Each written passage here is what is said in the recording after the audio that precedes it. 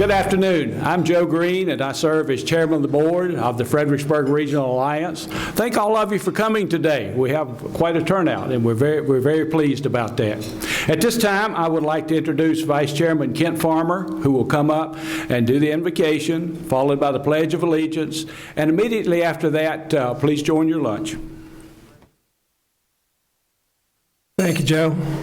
I, too, would like to extend my welcome to everyone today. Seeing this room full for a Regional Alliance meeting is always a joy for all of us up here. So, again, thank you all for being here. If you would, please bow your heads. Dear Lord, thank you for this blessed day. Thank you for all of the benefits that you bestow upon this area. Thank you for the people in this room who come together for the benefit of the region as a whole.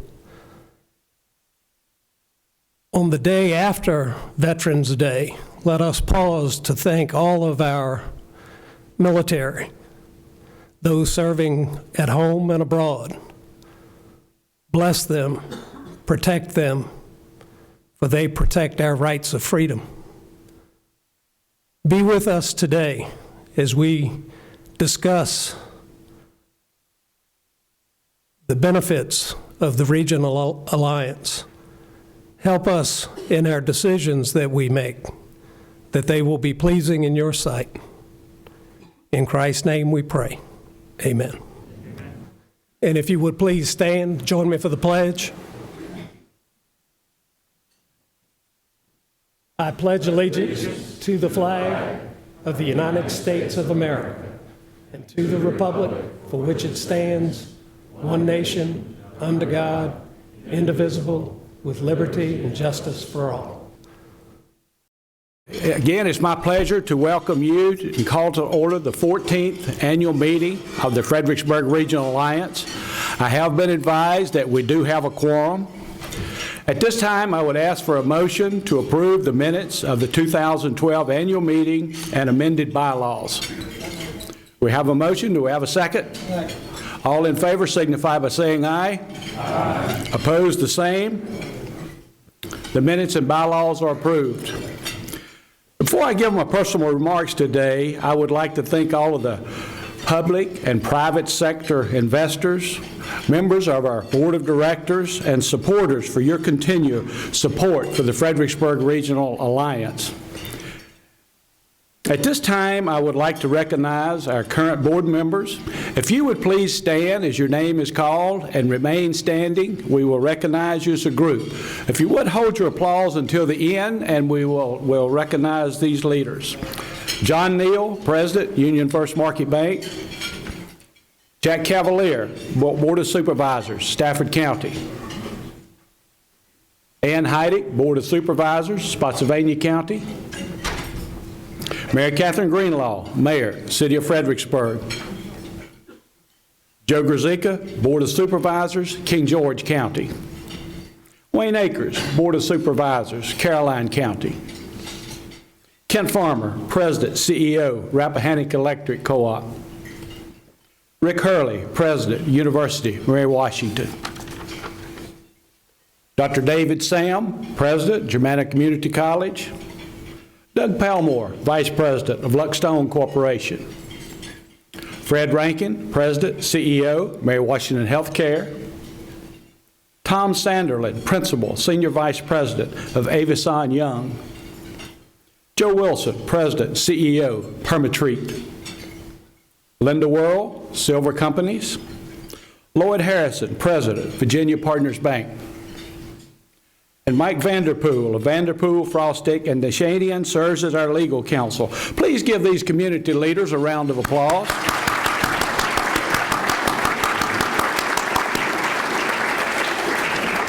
Thank you. It's a pleasure working with this board. I'd also like to recognize Todd Gillingham, our FRA Director of Strategic Initiatives and Technology. Todd, thank you for all you do. Thank you.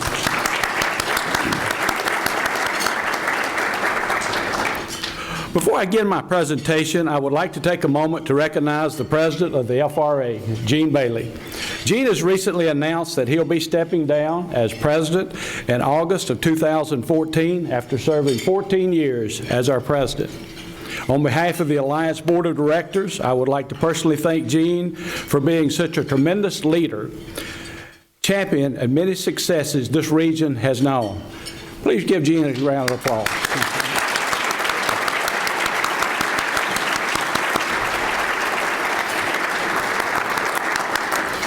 Gene, we're recognizing your announcement. We'll recognize your retirement a little later. As the Alliance enters its 15th year, there are several exciting initiatives that the FRA is working on in partnership with the University of Mary Washington and the 5 jurisdictions, including a new regional cluster analysis, which you will hear more about today from Dr. Christine Chamero, who provided this for our locality. It gives us detailed research on a number of target industry sectors that best fits our region to target as we go out to look and looking at the assets our region has and how each jurisdiction, it's a specific target list of what we should be working on. And as economic development continues to become more competitive, it's essentially that we understand our competitive strengths and weaknesses, and this study allows us for a more concise target approach to the process. In addition to the cluster analysis study, the Fredericksburg Regional Alliance also continues to work closely with the Virginia Economic Development Partnership, as a majority of the projects come to us through the VEDP.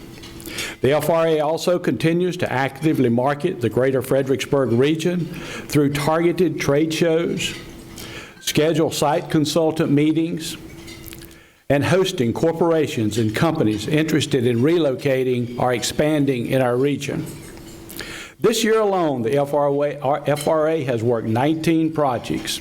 If closed, would create over 3,800 new jobs and would have a potential capital investment of over $494 million.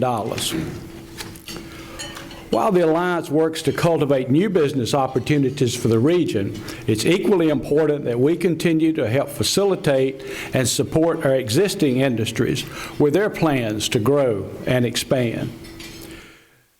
During the past year, the Alliance has responded to over 430 inquiries for information. Approximately 70% was from existing businesses. In addition, there were over 505 hits from the FRA website. The FRA continues to publish its Economic Pulse newsletter, which is a digital publication that's sent to over 1,200 businesses and community leaders, highlighting significant accomplishments and statistical data on our region. Though we still face some challenges, the greater Fredericksburg region is well positioned to take advantage of our strategic location as the economy continues to recover. Sectors that continue to remain strong have been government contractors, healthcare, higher education, and tourism, along with a highly skilled workforce that consists of one of the highest concentrations of PhDs in the United States, specifically related to the presence of our 3 military bases. We're pleased to report that the unemployment rate continues to be at least 2% below the national rate. Currently, the employment rate in our area is 5.2%, the lowest since 2008, and well under the national average of 7.3%. Healthcare continues to remain one of the strong industries and will continue to grow and offer new jobs to area residents. Higher education in the region, which has partnered closely with healthcare, has made significant gains in both enrollment and workforce development. These key pieces of the area economy will continue to be a vital part of our community infrastructure, both now and in the future. As the Alliance begins a new year, we look forward to our continuing partnership with the University of Mary Washington, the Center for Regional Economic Development, along with assisting the 5 jurisdictions as a catalyst to help facilitate the creation of jobs and capital investments for the tax base. Again, we greatly appreciate all support from both the public and private sector, community leaders, and elected officials who continue to support regional economic development. At this time, Linda Worrell will present the Treasurer's Report. In the interest of time, the Treasurer's Report will be immediately followed by the 2012 election results for our Board of Directors, which will be presented by Mike Vanderpool, our legal collector. Thank you, Joe. Good afternoon. At the Board of Directors meeting on October 7th, 2013, the Board reviewed the audited financial statement prepared by Robinson Farmer Cox Associates. There were no significant audit findings, and the audited statement was accepted by the Board. Total current assets at the end of the fiscal year, June 30th, 2013, were $530,135, and total current liabilities were $19,709. Our collection rate was 99%, which we're very proud of, and a little bit higher than it has been in the past few years. Expenses were also a bit higher, which was due to an increase in program services, predominantly the cluster analysis. About 86% of the total budget is used for programs. We have sufficient funds to continue normal operations and have had a very successful year in meeting our mission. Thank you for your continued support of the Fredericksburg Regional Alliance. It is very much appreciated. Thank you, Linda. There were 6 openings on the board this year that were available for election, and I'm pleased to let you know that we do have 6 new directors. None of the races were as close as the Attorney General's race, so we know who was elected. Those that were elected were Mr. Rick Hurley, President of the University of Mary Washington, Dr. David Sam, President of Joanna Community College, Mr. Joe Wilson, President of Permatreat Pest Control, Mr. Nate Wood, Senior Vice President of BB&T, Ms. Amanda Talbert, Public Affairs Coordinator for Geico, and Mr. Charlie Payne, a partner at Heisler Flesher. Those are your new directors.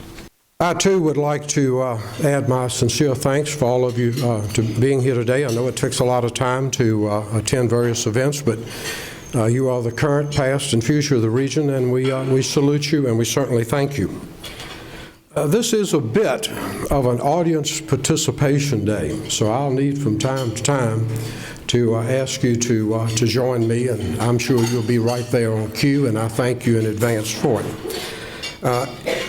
It takes a strong team to promote economic development, either in a locality or regionally. The Alliance has been fortunate to have 3 strong community leaders and visionaries to serve as chairman: Fred Rankin, Billy Beal, and currently Joe Green. Joe has been available during 2010, 2011, 2012, and all of 2013 to provide perspective, insight, and strong leadership for me personally, and let me assure you, I called upon him, and he'll probably tell you that. And to promote with tremendous leadership, tireless leadership, regional economic development. So, ladies and gentlemen, at this time, I would like for Joe Green, current chairman of the Fredericksburg Regional Alliance Board of Directors, to come forward, and I need to ask you to join me in saying thank you for his outstanding contributions and his leadership. Joe?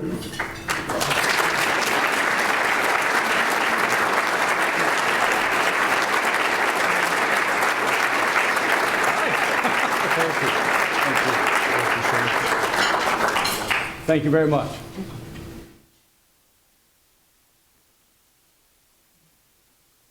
Audience participation is not quite over. From time to time at our annual meeting, we take the time to recognize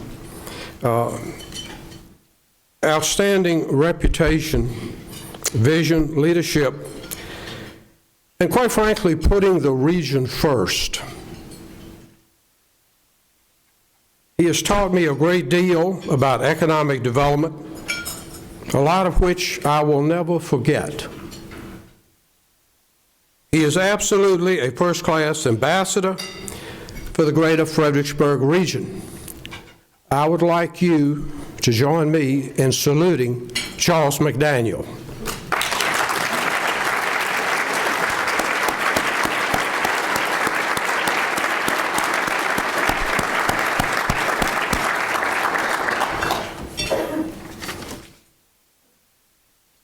Again, welcome to the Jepson Alumni Center. I want to thank the team here.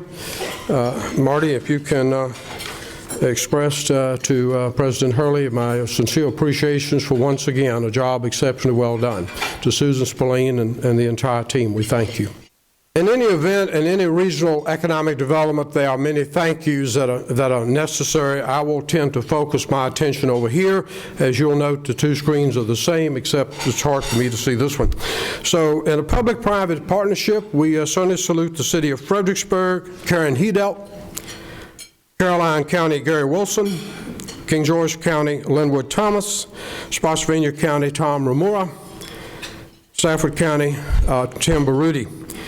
Certainly the people from the Virginia Economic Development Partnership, Small Business Administration, and any state agency that's with us today, you make our meeting exceptionally special.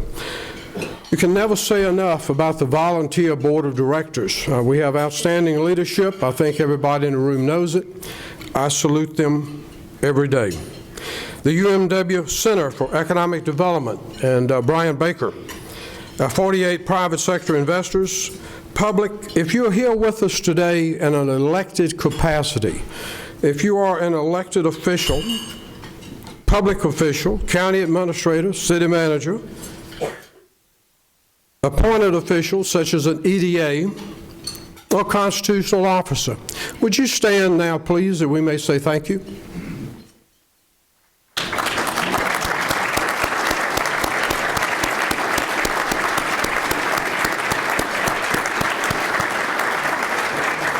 Special note of thanks to the Fredericksburg Regional Chamber of Commerce and the George Washington, certainly, Regional Commission. I think Chris Gullickson is here today, and Russell Young, I believe, with the Virginia Port Authority in Norfolk. We do have a number of businesses here that both send and receive through the Virginia Port Authority. Gentlemen, are you here? Okay, stand right in the far part of the room here. If indeed you have business importing, exporting, there are at least two of the guys that you need to see. Why have a regional economic development organization? From time to time we get that question. CEOs want information on a regional basis. It's been a long time, 21 years, since I've heard anybody call me about one locality only. They want to know, think concentric circle. It's difficult to have one locality providing information for other localities throughout the Commonwealth. In one place or another, that doesn't always work for any number of reasons. States find it challenging to work with 135 or more cities and counties, about the number in Virginia. So therefore, you might want to work with 16 regional organizations and let them do some of the work for you. Experienced regional team is viewed as an asset in general in handling prospects, corporate visits, as opposed to a self-appointed delegation. Sometimes that doesn't work quite as well. To be eligible to receive state prospects, there needs to be, according to the governor's office, a regional organization. Some reasons to have the FRA. Over the years, I thought you might want to know some of the comments the CEOs looking at our region have come up with. While tax rates are important, we find that the tax rate is not as important in my decision-making process as what do I get for the money I have that's here, that I pay for. What do I get in return? Everything else being equal, I want my employees in a community where I feel needed. I'll put my money on that one 9 times out of 10. Often it is not equal. It is not equal. But it's important. I can actually see myself doing business in this community. The Rappahannock River and downtown Fredericksburg are a real treasure. Clean and friendly. More people need to know about this area. Current considerations in economic development. Obviously, you need a site ready to go. You don't just need a site. A cow pasture doesn't always work. 9 times out of 10, it won't. It's got to have infrastructure. It has to be ready to go now.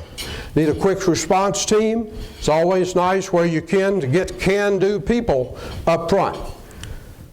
Got to have a sense of community, understanding of the company. It's often not a sales pitch. Members of the Timmons Group, I think, are here today. McGuire Woods, Chris Lloyd is here. I think these people, if you take time to talk to them, will back up pretty quickly what we're pointing out. In fact, they've made some of these same points themselves. Not always feel good, but what is the problem you're trying to address? The problem I'm interested in is my problem, not yours. Mine. If you can solve that, we move far faster. Non-disclosure agreements, confidentiality reigns supreme. I think I'm currently signed to 3 or 4 of those. They're 3 or 4 pages each, a lot of small print. It essentially says that I cannot talk about it. Unintended consequences. If soccer fields in the region, if we're taking industrial property, and using industrial property to make a soccer field out of it, I can understand the politics of why you do that. But if it does occur, you have to be extremely careful that the soccer fields and the industrial property becomes very little, and then you have no product to show. So you have to replenish it from time to time. The earthquake thing is a lot in marketing. There are those sophisticated technology companies that do not want to be anywhere near a locomotive going on a train track because it affects their sensitive instruments. So therefore, when we had an earthquake in Mineral at about 5.8, it created havoc for parts of Virginia. In fact, the whole state, as to how stable we might be. And certainly the ability to work together is last, but it's not least in and of itself. What do we control in the arena of economic development? Well, let's stop and think about that. Well, let's see, we are the corporate decision maker. No, we don't control what criteria they use to evaluate communities. We do not control what environmental phase 1 might turn up in the field over here in the lower part of the screen. Who knows? Immediate access to an international airport, if it's a criteria to be 20 minutes away, unless you want to live dangerously, this is probably not the area to get there from. The ability to obtain financing. We're not in control of financing. Selection of one locality over the other. That is the last thing that the FRA wants to be associated with or part of. It is about equality, about everybody having an opportunity. What we do have a little control over is the integrity of the process, but not total. But the FRA is in business to bring prospects to the region. The region then closes a deal, one locality or another, if it's possible. 4 major drivers of economic development. Over the years, if you have an interstate highway, a university or higher education, a regional airport, and quality health care, you're in the driver's seat. We're in the driver's seat going forward. There's no chance we'll miss it. FRA benefits from FRA and UMW partnership, knowledge of cultural traditions, presence of international students, language translation, regional studies, cluster analysis, all that can be done, the university involved in, best practices in economic development, global teleconferencing facilities. I'll skip over to the upper right, the interns. Germanna Community College intern Nick Miner is with us today. We also have present in the room today any number of seniors at the University of Mary Washington. So thank you very much, and Dean Richardson, Lynn, thank you for the outstanding job you and all 3 of the deans do at the various 3 colleges at the university. We thank you. Transfer Intellectual Capital. This is a book of the intellectual capital and what the professors and administration, what expertise they have at the University of Mary Washington. Have any of you ever seen it? Well, that's a shame. This is fantastic. It is amazing that the intellectual capital and the expertise that's within a couple of 100 yards of where we are. Take a look at it. I would it's highly recommended reading. Transportation is seen from outside the region.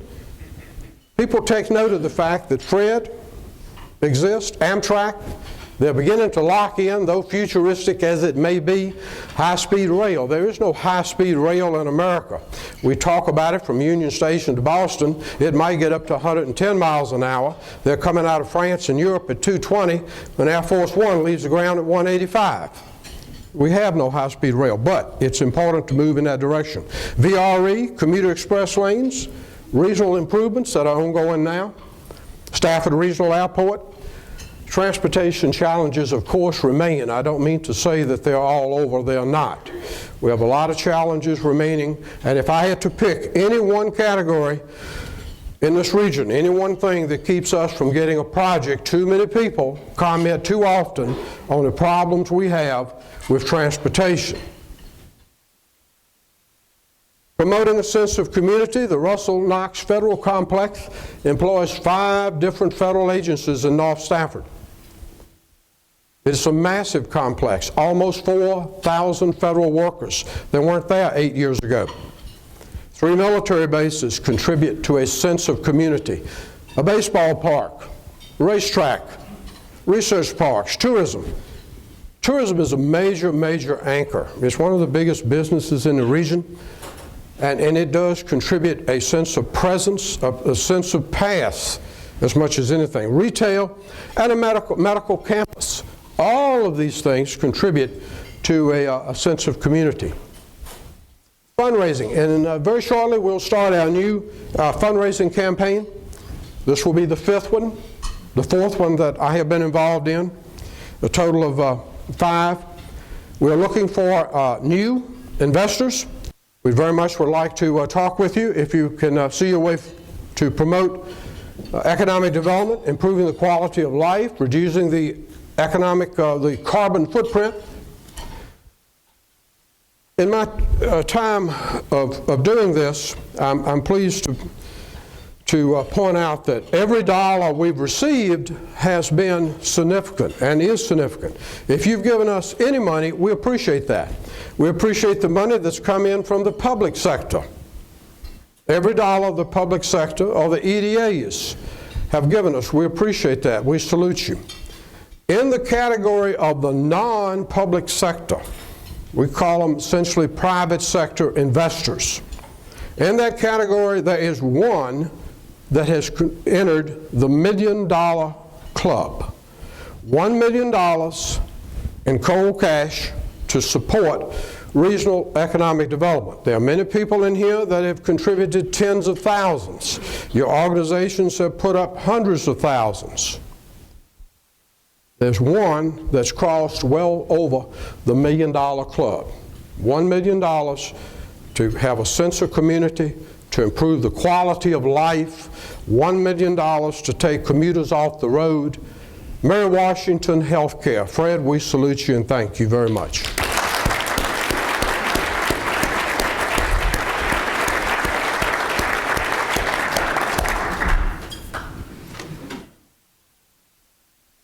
At this time, I will yield to Todd Gillingham, and he will carry on. This is sort of a tag team approach, and Todd, as you will see, does a great job. Todd?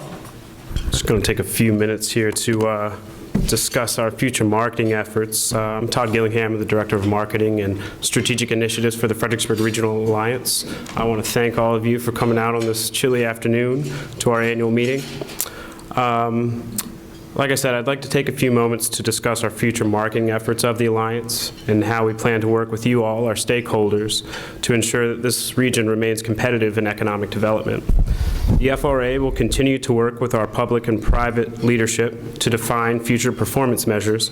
These goals will be evaluated on a regular basis and will focus around business attraction, marketing and advertising, existing business support, and workforce development.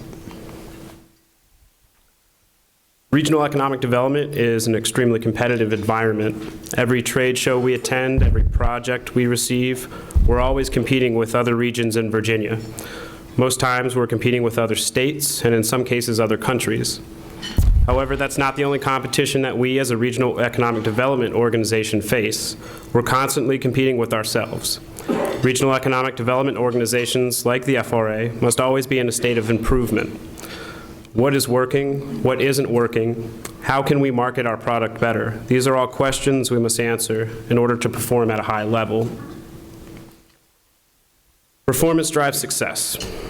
We're very fortunate to have the leadership that recognizes this and is proactive when it comes to taking advantage of opportunities that will better position the region. Opportunities like the industry cluster analysis. The cluster analysis is a perfect example of a tool we can use to better achieve our goals. By utilizing this tool, we're able to build off of our strengths and set goals for the future. Industries that benefit from our highly educated labor force, such as high-tech and research, computer system design, government and defense contracting, are all within our competitive advantage. We have the foundation for what these companies want, and we'll use our knowledge and resources to help attract them to this area. Of course, some of the best advertising you can have when attracting new business is a thriving and dynamic existing business community. We'll continue to work closely with our existing businesses to help make sure they are successful as possible. I feel fortunate to be part of a region that works closely together for a common goal. We plan to continue these relationships with both our public and private local partners. Public and private internship opportunities, workforce development programs, and business networking opportunities for students are all things we will continue to promote. And we thank you, our local business community, for all of your support in these programs and events. None of the goals we define can be accomplished without the continued support of the people in this room. You all are the voice of the community, and we always value your leadership and insight. Using our target industries, we will identify trade shows and events that will allow the FRA to get in front of growing businesses and companies. During these events, we will partner with the state and our local economic development team in each locality in order to successfully utilize the tools to promote the Fredericksburg region. In addition to attending trade shows and marketing missions, the FRA has worked hard to build strong relationships with site consultants. We have hosted a few of these consultants in the past, and we've toured the region with them in an effort to increase our notability. As most site consultants will tell you, web presence is key in attracting new attention to your region. We have been told on multiple occasions that the FRA has one of the best regional sites in the United States. We plan to make it better. Regional and local videos, newsletters, and social media, these are all things the Alliance will be incorporating in the upcoming year. Using reports such as the industry cluster analysis, the FRA will be working closely with our local partners to fine-tune our efforts and work together everywhere possible. Thank you for all of your continued support. I'm looking forward to working with all of you in the upcoming year and accomplishing more goals we set out to achieve.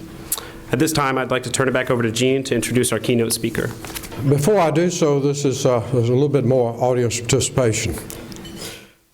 During my working career, which spans almost 45 years, 21 years of which has been spent in the economic development in the region, I've been fortunate to work with many talented people. December 1, 2013, Todd Gillingham will begin his 9th year at the Alliance. Todd has a strong sense of purpose and accomplishment. He is one of the best analytical and razor-sharp political minds I've ever had the pleasure of working with. Furthermore, he possesses the ability to handle sensitive information while maintaining confidentiality, not an insignificant trait in the business world, or for that matter, in any other arena. Please join me in recognizing Todd's professional contribution to regional economic development. Todd, would you come forward, please?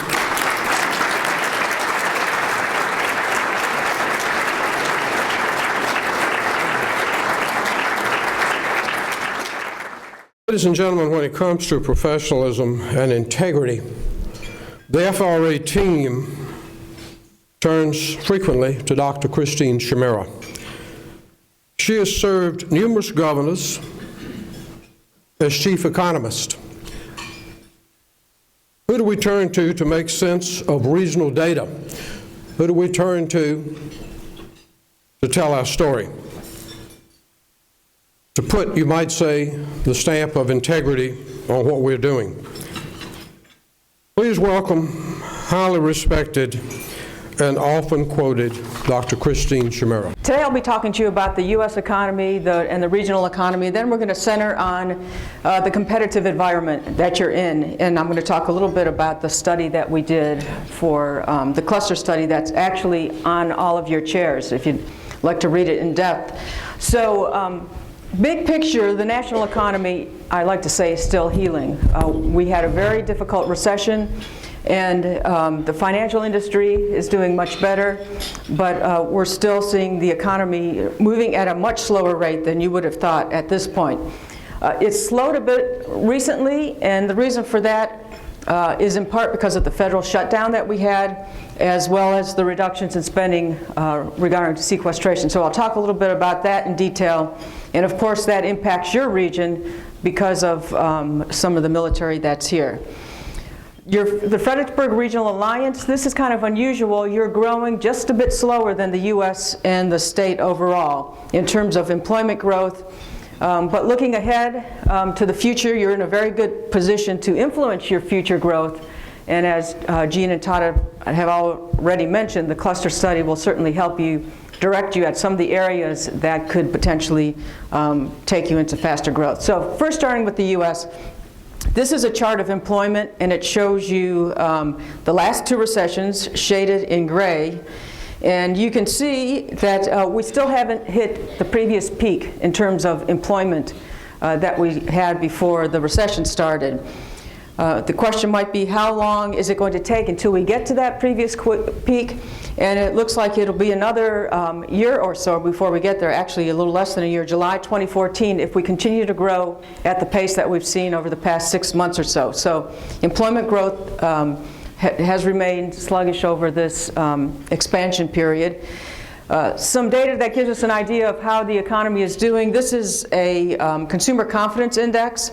It's created by the Conference Board, and every month they survey about 5,000 people. The blue line shows you the average of the expectations for the next 6 months, as well as the current condition, which is in red. That is, how do you feel about the economy right now?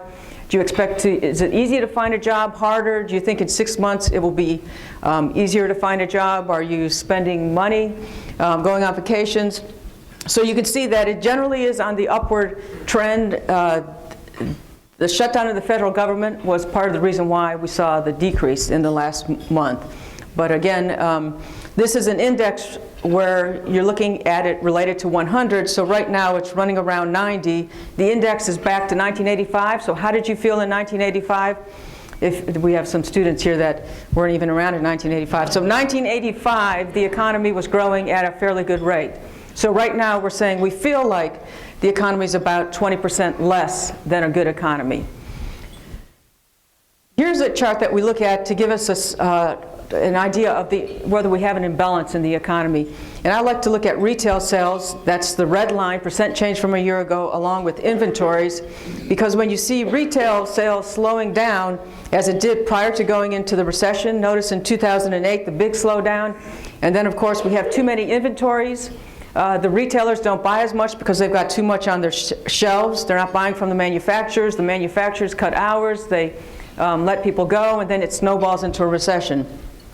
So here you can see retail sales growing at about 3%. Just a couple of months ago, it was up around 4%. 3%, still an okay rate of growth. Inventories are a little bit on the high side, but again, not so large that it would suggest that we have an imbalance. So this gives me another clue that this economy is just seeing modest growth. This map of the U.S. shows us home prices. This is the first time that I'm able to show this map where every state in the country is actually growing in terms of home prices. So clearly the housing industry is starting to see some good signs. We're seeing some growth. And even the red areas where we're seeing just a small increase, again, for the state overall, it's not negative like it was 4 or 5 years ago, but we've got some nice positive growth starting in the housing industry. And this chart backs that up. The imbalances are going away. Inventories for sale, this is U.S. overall. Again, inventories are going down and sales have started to increase. Again, nothing like we saw around 2007, 2006, but clearly the housing industry is recovering. And this shows you a little bit of one of the drivers of household home sales. The red line shows you household formations.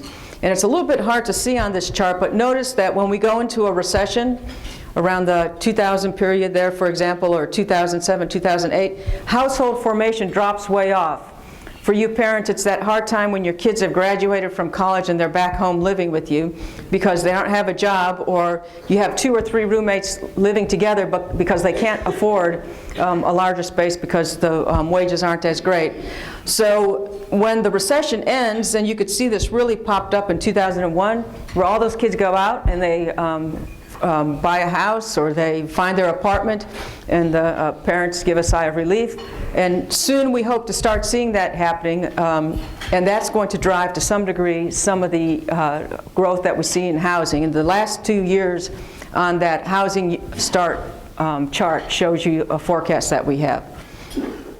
Here's our general forecast for the U.S. At the very top, gross domestic product running around 2.5% or so. And again, really to see good employment growth, we would need to see something around 3.5% to 4%, which we just haven't seen during this expansion. I've highlighted again residential investment because it's growing at double-digit rates is what our expectation is. And then going down a little bit further to government expenditures, notice that for the last couple of quarters it's been either close to zero or negative, and we expect that going forward because of sequestration that we're seeing right now. 30-year conventional mortgage rates we see staying around the rates where they are today. And one of the reasons for that is that the stock market or the bond market has already priced in the fact that the Fed one day is going to start to pull back all of the stimulus that it has. So here you're looking at a 10-year Treasury, and that's the Treasury yield that's tied most closely to the 30-year mortgage. So basically, the June 19th FOMC meeting, remember when the minutes came out, there was a sense that the Fed is going to pull back, but it was something that the Fed has been talking about for months now, but for some reason the market paid attention on that date, and we saw interest rates going up significantly. Then we saw September 18th. Everyone thought the Fed was going to announce that it was going to start pulling back its stimulus. The Fed did not. It surprised the market, and the Fed said in part the reason why it didn't start to pull back is because of the uncertainties related to the federal shutdown and sequestration. So our expectation is that we're not going to see another big run-up in interest rates, but it's going to stay about in this range that it's been running in recently. So some risks to the recovery before I go on to the side of Virginia and Fredericksburg region. A risk that I've had ever since I've been doing these presentations, or has been on the list, is international investors pull out of the U.S. And that would have to be one of those watershed events, like when everyone wakes up one morning, international investors, and decide I'm not putting my money in U.S. bonds, I'm going to put it in Japan or in China or the euro. What we would see is bond yields start to rise, and that would cause further issues in real estate. Inflation, I don't see as a big issue now. With all the stimulus that the Fed is providing, some people worry about inflation picking up, but inflation is very low right now. Wages remain very low with the unemployment rate high. Industrial production or capacity utilization is still too low to see prices start to increase. So there, I don't see a big issue there, but that could be a risk in the next couple of years. Sequestration, again, the cuts in federal spending, and I'll talk more on that in just a minute. So what does sequestration mean? Has it impacted the economy? And here you're looking at gross domestic product, the broadest indicator of economic activity. And you can see the last 3 bars on there. We've seen 2.8% was the last GDP report that came out just last week. Fairly good growth, but the 2 previous to that, one quarter, we almost went negative, and the reason was basically defense cuts. So the third quarter of 2012, we saw a 21% annualized decline in defense spending. A huge decline. The next quarter, it was down 11%, and then the quarter after that down just 0.2%. So defense cuts have had a big drag on the economy.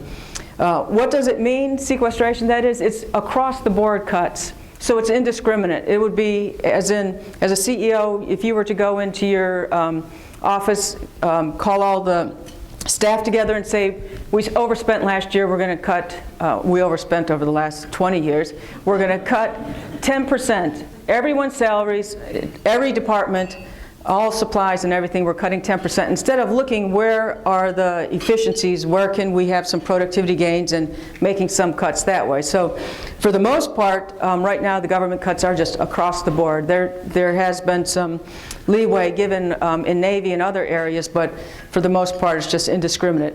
It began in March 2013, but some companies were preparing in 2012. That is, they weren't hiring people knowing that we might see these cuts. And then we had the furloughs of government agencies. So people who are not working, of course, they don't get paid. Well, that is unless the federal government shut down, then you do get paid. But for the furlough, individuals didn't get paid for that. And of course, so they had less money to spend, and we would expect to see, especially in Northern Virginia, some impact on retail sales. And on top of the sequestration, we've had spending in DoD returning to peacetime levels, which is good, but it does mean that we see cuts in certain areas. So here, federal spending, this goes all the way back to 1901, the federal deficit. So it's clear that yes, we need to do something, but the way that we're doing it is not the best way. And by the way, you may be wondering, why isn't Congress worried about this? In another 10, 20 years, they probably will start to get worried, because it will start to have a huge impact on our economy, but 20 years is too out for them to look at. Federal cuts in spending. Here you see over the last year, we had a total of a 2.5% decrease. Now here I'm just looking at federal contracts.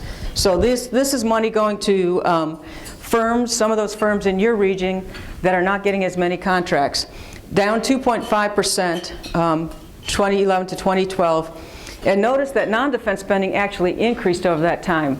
So we had a 4.5% decrease in defense contract spending over that time. And who's getting hit? Here are the top 10 companies that receive contract award, and this is for fiscal 2012. This is for federal, DoD, and non-DoD. Notice that 5 of these companies are actually headquartered in Virginia. Maryland, Lockheed Martin is in Maryland, and it received about $37 billion in contracts. That's in one fiscal year. If it were a state, it would be the 4th largest state in terms of contract recipients. So that's quite a bit of money. Here is the state list. You can see Virginia at the top with $54 million, even ahead of California, which is much larger than us. So California, about 2% of its GDP is dependent on federal contracting. Here, it's a little more than 10% in Virginia. So we are very dependent on federal spending. Fredericksburg region, you may be wondering who the top firms are that receive dollars from federal contract awards. And here, EOIR Technologies is up there with 163 million. EG&G, that firm name has changed, I think, to URS. Okay, but it's still listed in the usaspending.gov. If you want to see some more data like this, is where you can go to see it. Mantech Sensor, EG&G or URL is at Dahlgren. But clearly you have some companies in your region here that are significantly impacted by DoD potential cuts. Now this is a map that shows you the change in federal spending, just total federal spending that happened over the last year. We were trying to get a sense of, so where has the start of the sequestration impacted the economy overall? The red areas are where you see the greatest cut per worker, and the blue is where you actually see an increase per worker. And so if you can see your region, can anyone see that? So I did pull the data for you. If you're interested, over this past year, firms in Stafford have actually seen an increase in spending from the federal government to the tune of about $85.3 million. And that comes out to about $2,000 per worker. Caroline County has also seen an increase to the tune of about 36 million, which comes out to about 6,700 per worker. The two other counties and city have seen a decrease in federal spending. King George down 47.4 million, Spotsylvania down 39.2 million, and Fredericksburg down 3.5 million in terms of federal contract awards to firms within the region. So even within your own region, you've seen some great variation on the impact from sequestration. Here now is a map of the state with the Fredericksburg Regional Alliance highlighted in yellow. And the greener areas, the darker greener areas, are where people who live in your region go to work. And so the highest, or the place that most people, if they're leaving your region to go to work, about 14,000 people go to Fairfax to work every day. And the second highest, does anyone want to guess? Not DC, I thought DC, Prince George. So around 12,000 or so. So one of the reasons for this cluster study is to identify some of those firms that could expand here and provide some high pay, good jobs for people who would be going outside of the region. Here, before I give you the background on the cluster study, and I'll be quick since we're coming close to your end time, here is employment growth. Fredericksburg region is in blue, and in red we have Virginia, and in purple the U.S. Notice in the previous decade, and typically you're growing a lot faster than the U.S. and Virginia overall. More recently, over the past couple of years, that's not been the case. Notice that you came out of the recession, the gray shaded area is the recession. You came out of the recession pretty quick, but I think part of sequestration is probably having a little bit of an impact on you here. Demographically, your area has grown very fast in the past, and I highlighted that in yellow. Double the pace of the U.S. overall, and notice the forecast, the second yellow line for the future. You're expected to grow almost triple the pace of the U.S. overall in terms of population growth. So you're a very fast-growing region. What sectors are important here? So when we break out where is everyone employed by their major employment sector, you see at the bottom there education and healthcare, over 20% of the workers in that brown area, and then toward the right, the bright green, you see retail is also a big employer of people here. And now I'm showing you the U.S. at the bottom, and notice in the U.S. on average, healthcare and education has a 20% or so of all people employed in that sector. But notice that in the U.S., PBS, Professional Business Services, is the second largest employer. That's important because that's a high-paid sector. You have in there lawyers, accountants, consultants, researchers, some computer-related areas. And notice that your second largest area, again, is retail, which tends to be part-time, lower paid, compared to PBS above you, which is a smaller percentage. And that has some impact on your wages. The blue shaded area is Fredericksburg region. That's wages by place of work, so those are people who work within this region. Much lower than what you see in the U.S. and the state overall, partly due to the lower cost of living, but also due to that difference in employment mix that I showed you on the previous chart, which again is something that this cluster study and your goals going forward may start to change.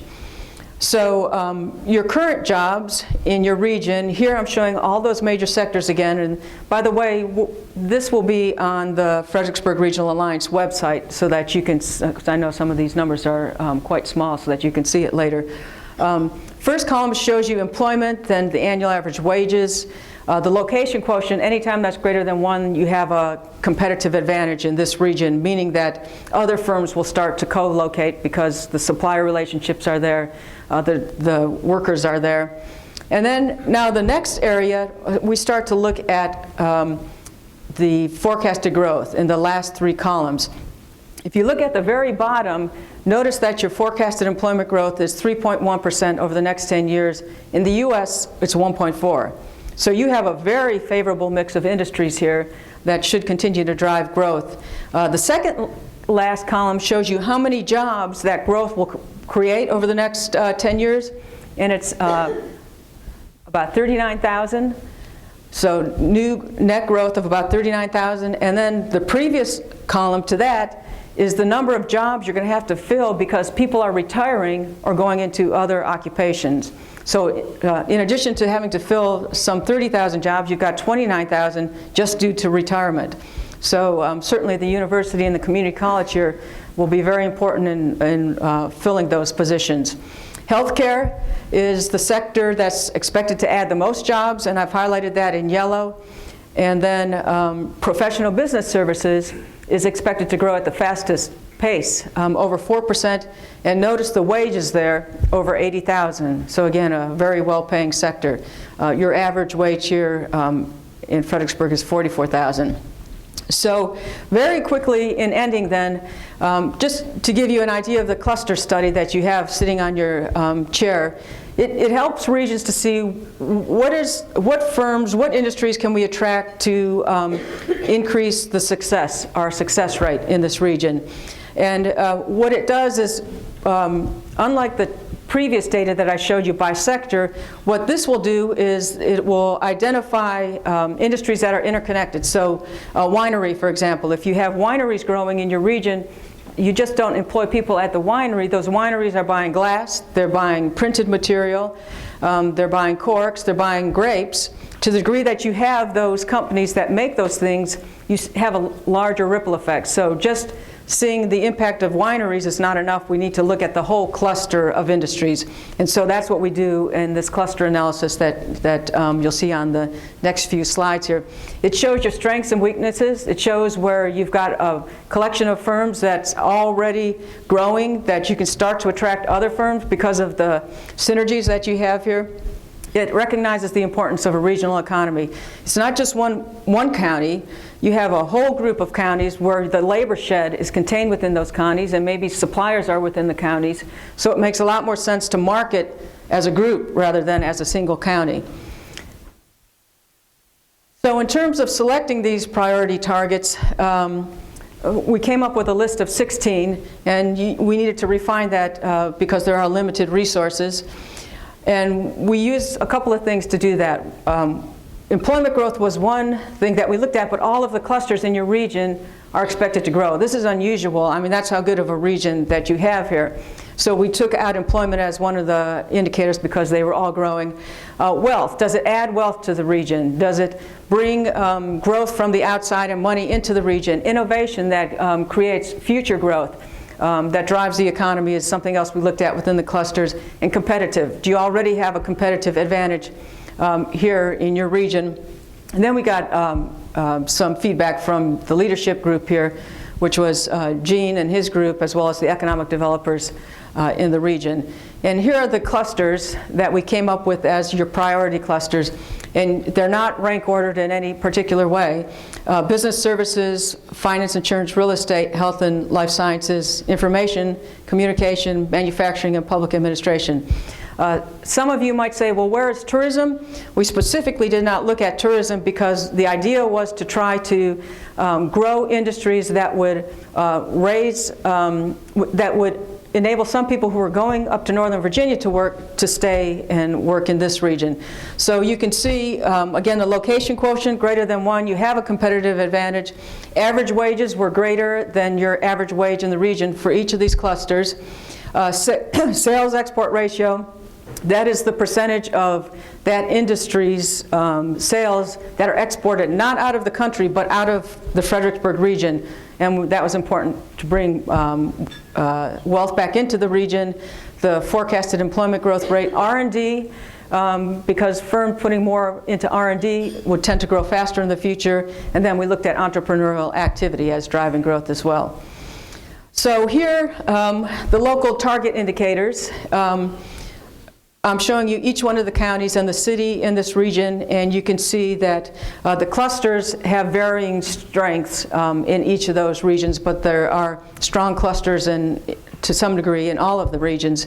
We use sort of the consumer guides or consumer magazines idea of, you have a star or whatever that's half full or empty. If it's a star is all filled out, that means that that's strong in that cluster. Halfway means that we could see some more growth. And if there's a star that's not filled out, that cluster's not really prominent in the particular region. So in conclusion, your region, the Fredericksburg Regional Alliance region, is in a good position to influence its future growth. All of the clusters that we identified here are expected to have employment growth, and all of the clusters have higher wages than your overall wage in the region. So that would tend to cause the wealth in the region to increase overall, the quality of living to go up here. Cuts in defense may be a problem for you over the next couple of years. At least over the past year, we saw that net you actually gained just a tiny bit. So it hasn't been a big problem yet, but certainly some firms are going to be going through some downsizing because of that. However, the national economy should continue to grow and offset some of that. So with that, let me turn this back over to Jean. Thank you.